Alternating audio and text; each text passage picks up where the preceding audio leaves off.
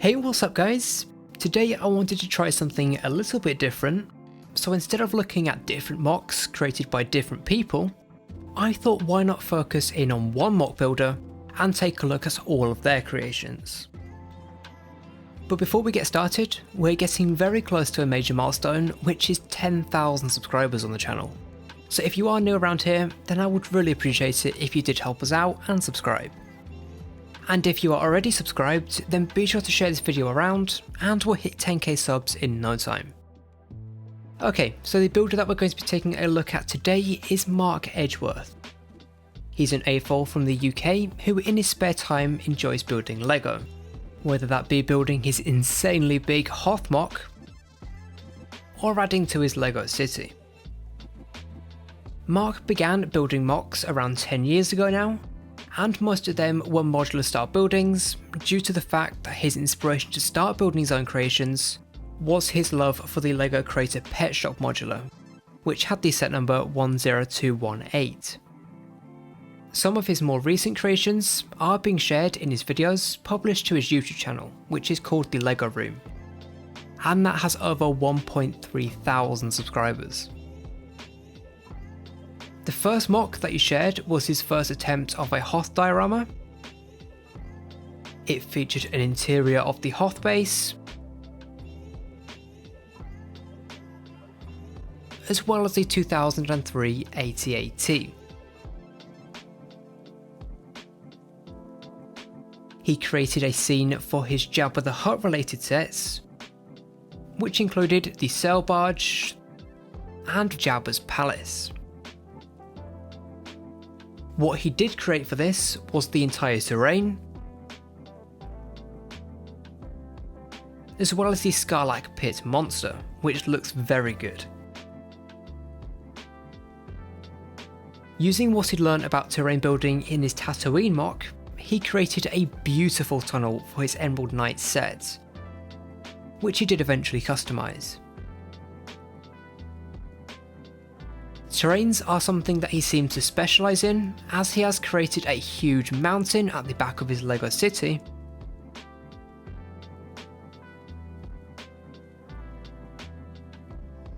and also the terrain around the Disney castle. He built the bridge, the rockwork under the castle, and the moat and the grassy areas surrounding it. He's got his Lego city, which are mainly sets, but he does feature a few mods here and there to original sets, like the London Tower Bridge set. Something I enjoy about watching his city develop is he isn't afraid to pull everything out and completely rework the layout and the design. Most people don't do this because it's just so time consuming, so it just shows that he invests a lot of time into his city and MOCs and mods in general.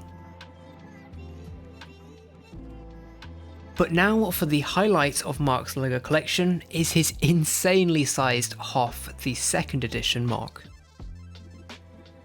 The estimated piece count is between 16 to 18,000 pieces. Now his inspiration for building this was actually the UCS Falcon, which is sat in the middle of this thing. And the reason he created this was purely because he wanted to display the Falcon, and then it just turned into something much bigger. His process for deciding on what theme he wanted to make his MOC, he simply picked his favourite planet from Star Wars, and that was Hoth. By far the most intricate part of this build is the front gate. Surrounding the gate is the Snowy Mountain, which took up over 1,000 parts alone. But what's so great about this part of the MOC is that it's actually motorised, meaning it can be opened and closed at a flick of a button.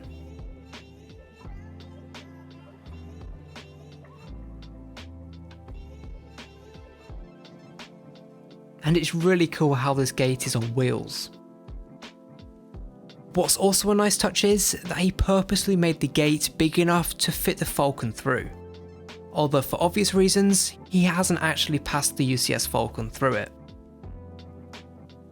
But outside the gate he has an AT-ST, along with a Hoth turret.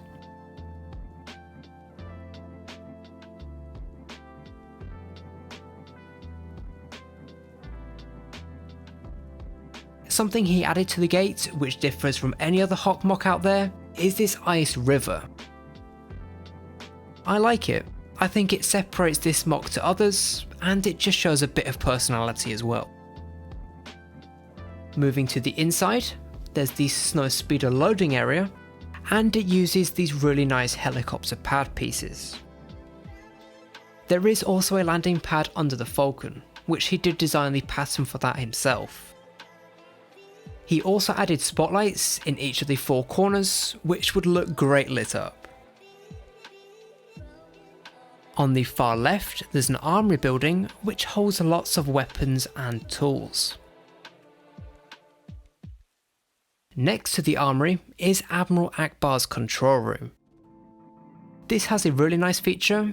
The chair slides from left to right and also rotates. But the back wall also has some nice details too. Finally, on the back wall, there is a medical centre, which has multiple Bacta tanks, medical droids, and beds. Something I appreciate in this area is that there's pipes coming from the Bacta tanks. You don't see that very often. Another nice detail is his little power centre. He's made his own theatrical system of how the base draws power, which I thought was very nice, and again shows a little bit of personality. But that is a quick overview of Marc Edgeworth or the LEGO Room's MOC building and LEGO modding career. I really enjoyed seeing his MOCs and mods improve over time, and seeing each project he completed being slightly better than the one before. I will leave a link to Marc's YouTube channel, the LEGO Room, in the description. Definitely go and check him out and watch his complete tour of his Hoth MOC, it's really good. But if you did enjoy this video, then I would really appreciate it if you did consider subscribing, as it really helps the channel out. But thank you very much for watching, and I'll see you in the next one.